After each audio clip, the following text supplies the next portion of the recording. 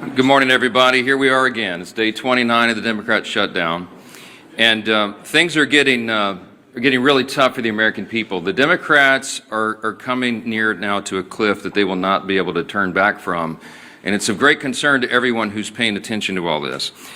You will note that more air traffic controllers and TSA agents and park rangers are about to go without a paycheck. You've got families and children that rely upon SNAP benefits that are going to go hungry here at the end of the week. You've got more critical workers, by the way, including the people who are the stewards of our nuclear defense arsenal, who are forced to stay at home as the government remains closed. The Democrats own every one of these consequences. So we want to point out a couple of important facts this morning for you.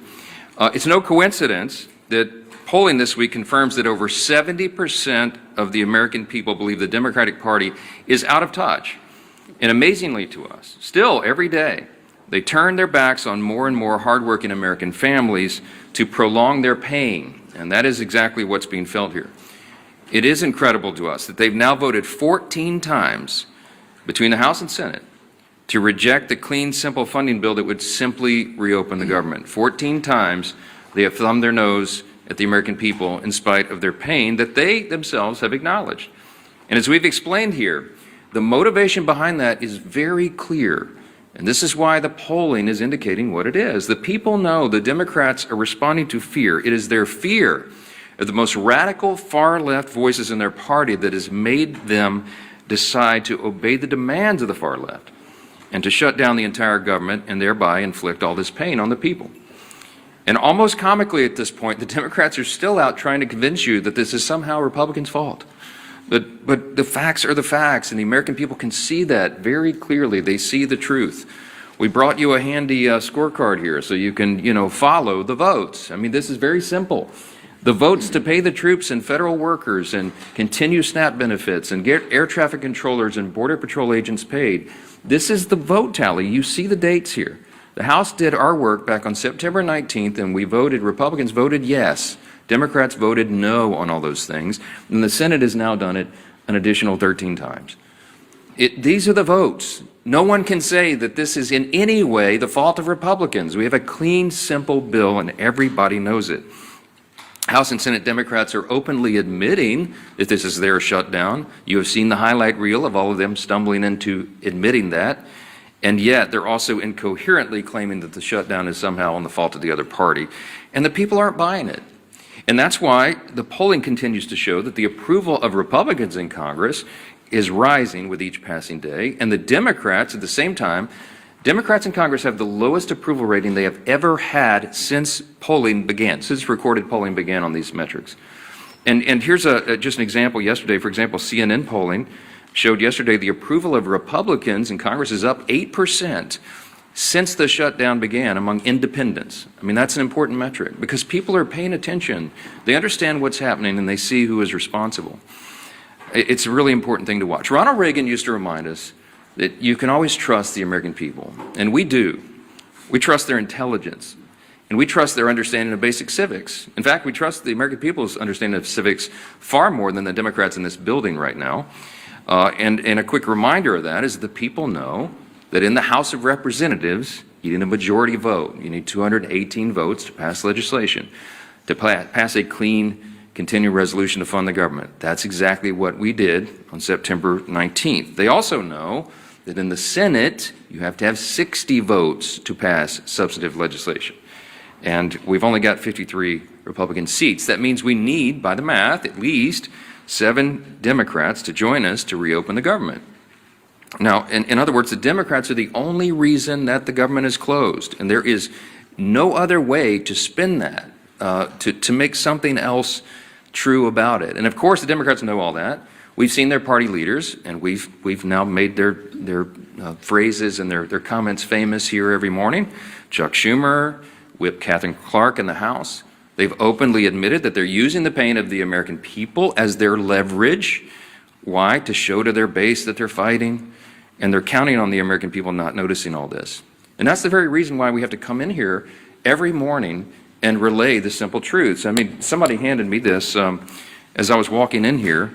Yesterday, according to the Media Research Center study, by a 2.5 to 1 margin, the Capitol Hill press corps has tweeted more about the House calendar during the shutdown than the negative consequences of the Democrat shutdown, than the troubles that we have, the hardships that are being experienced because of the troop pay and WIC funding and flights grounded and SNAP funding. You guys are writing more about the House calendar than the real pain that's being inflicted on the American people, and that's why we have to come in and relay the simple facts.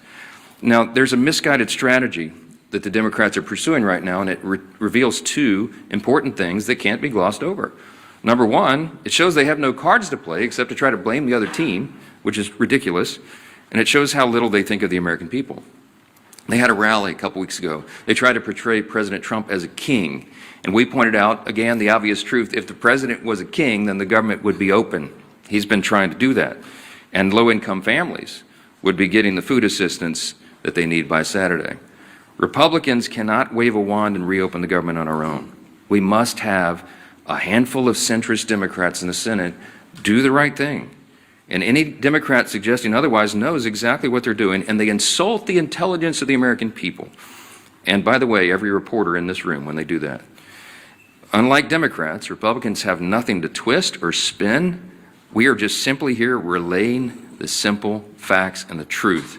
And the American people are responding to that. And that's why the polling indicates that they trust us more than the other side, because we are the ones here telling you the truth. We have nothing to hide. They are trying to obscure the facts.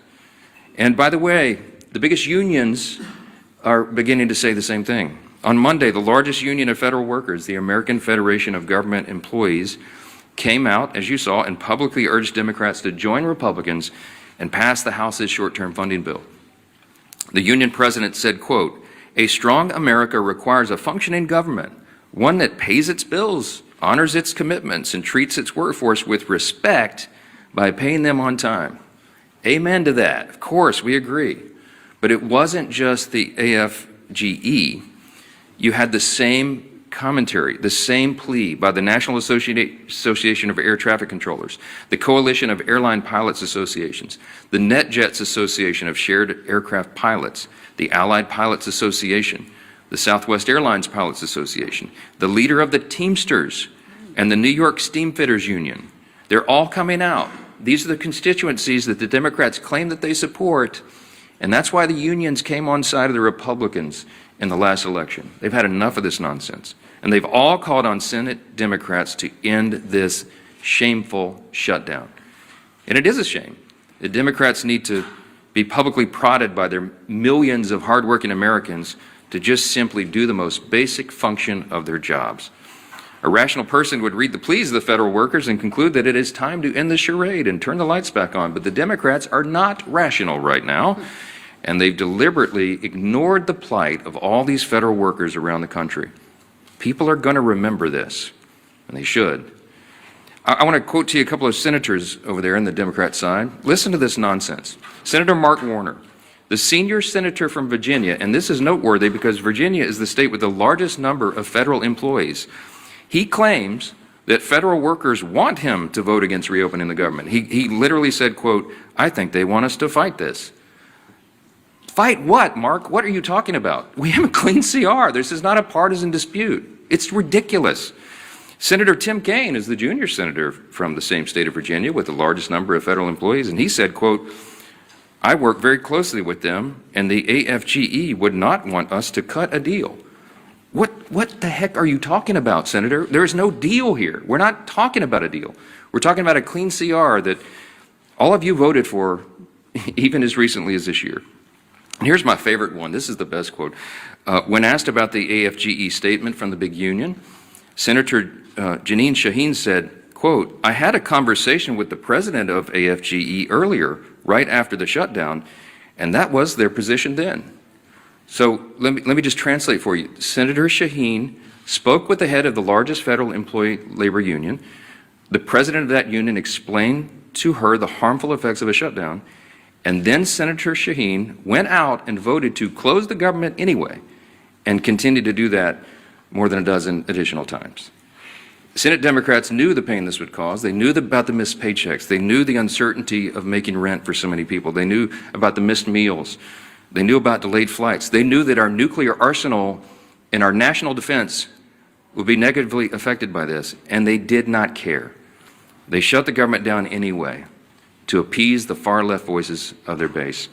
And the Democrats have some soul-searching to do. Are they going to continue to do that? Are they going to run from the far left and do their bidding? Or are they going to do right by millions of federal workers and the American people who continue to show up to work daily without pay? Are they going to do right and reopen the government so that those people are taken care of instead of the Marxist far-left base in their party? That is the question. And we pray that Senate Democrats come to their senses before the situation becomes too dire. On Saturday, this gets very real. SNAP benefits will stop flowing to all those who need it. You're talking about tens of millions of Americans at risk of going hungry if the Senate Democrats can continue this gambit. Instead of taking a simple vote to fund the government, which Senate Democrats have now had more than a dozen opportunities to do, Democrat attorneys general are suing the federal government to try to compel SNAP benefits to flow despite the government being closed and despite the fact that there is no money to do that. Congress hasn't authorized that. The contingency fund for that was something they batted down when the Democrats decided to vote against the CR and shut the government. For Democrats, there's a much easier option on the table. Just go do your job and fully fund all these programs and all these categories of people by voting for the CR. That's it. You don't have to do anything for Republicans. Just do your job for your constituents. Until Democrats recognize the pain that's gone on for so long, Republicans will be in their districts helping their constituents clean up the mess that Democrats are making and help them make ends meet and help them find the assistance, the food assistance, and all these other things that they're going to have to rely upon. And joining us this morning to discuss the Democrats' shutdown impacts on our national defense and on foreign affairs is our great chairman of the House Foreign Affairs Committee and a decorated veteran of the U.S. Army, our good friend, Chairman Brian Mast. Brian? Thank you, Speaker. I think everything going on, it really puts an exclamation point on the fact that we have the greatest population anywhere across the globe. I do want to start just by saying thank you to all of our workers. We have workers whose lives are being very literally affected, and they're still coming to work every day.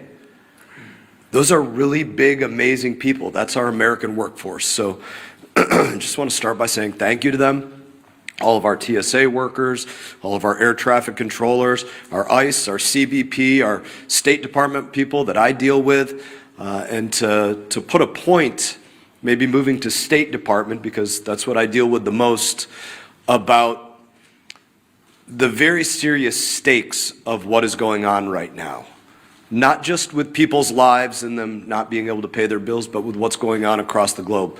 To juxtapose these positions, we have President Trump in Asia right now, very literally trying to make sure that the United States of America is not cut off from rare earth minerals or other things, which is what China is literally trying to do. That's why there was a threat of another 100% tariff, because China was sending around letters saying, all you neighboring countries don't sell to America. So the president is abroad trying to protect our homeland. And we have Democrats here at home doing everything that they can to weaken our homeland. That's a difference of values. And the stakes of those values is the future of the greatest country on the face of this earth. We should pray that our adversaries would be stupid enough to say they're going to prioritize funding feminism in Africa over the food stamps of their own people. They're not that stupid, but apparently Hakeem Jeffries is, and that's a real problem for all of us here. I was on the phone with an ambassador this morning. I'm not going to say where, but we have requests for people to leave embassies abroad because of very real threats that are going on. The people in that embassy are right now trying to figure out if they have cash funding to get fuel for vehicles or to have diesel to put in their generators because they don't have reliable electricity in the places that they're in. Those are the real world consequences. While they're also worrying about their paycheck isn't coming in, can their family back home buy groceries, pay their bill for student loans, pay for the fuel to get their kids to school, or the tuition at their children's school, or all the other things that they have to worry about while they're worrying about, can they even get out of country? So those are the difference of values. I guess I would close it by saying this: we need 5 Democrat senators to pull their heads out of their asses and go work for the United States of America. Thank you, Chairman Mast. Thank you for your service to our country and for keeping the focus where it needs to be on making sure America stays strong in the midst of turbulent times. And you know, what's so sad about this shutdown is that we don't need to be in these turbulent times. It was a self-imposed wound that Hakeem Jeffries and Chuck Schumer have imposed on the country.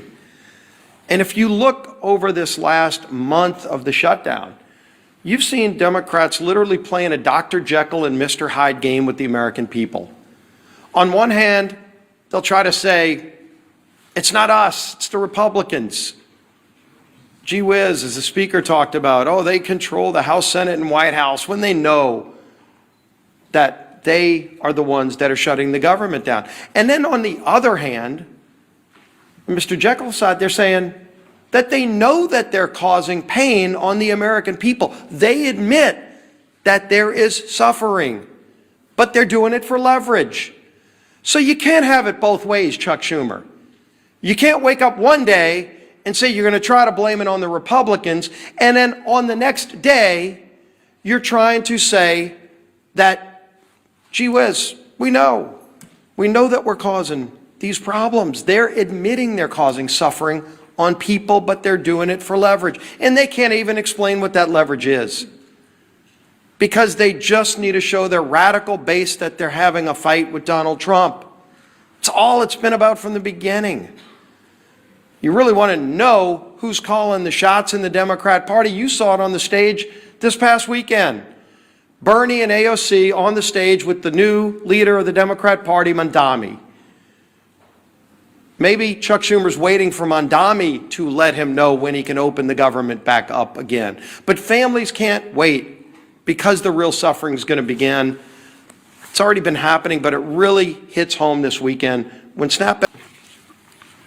All right, questions?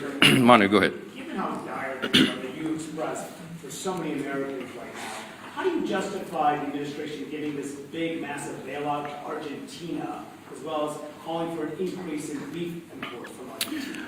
Look, we give foreign policy, the execution of foreign policy, to the executive branch, and that's what the president is doing right now. There's lots of nuances about that. He's involved in negotiating trade agreements around the country to the great success and benefit of the American people right now.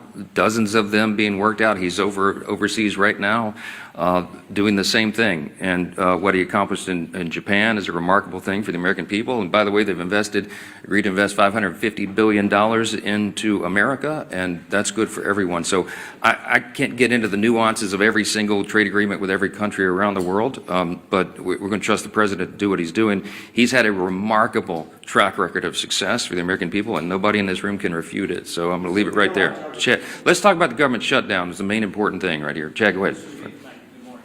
Can you talk about some of the members in, excuse me, can you talk about some of the members in your conference who have expressed concern about the House being out, or saying that this has gone on, too long, we need to maybe have another CR or take another approach or do something on health care? Yeah. Can you talk about what that is like and some of the things that you're hearing from your members who are saying, this is really going on? Well, you all know what I'm hearing from my members, because our calls are leaked every week, and we had a conference call with almost everyone yesterday.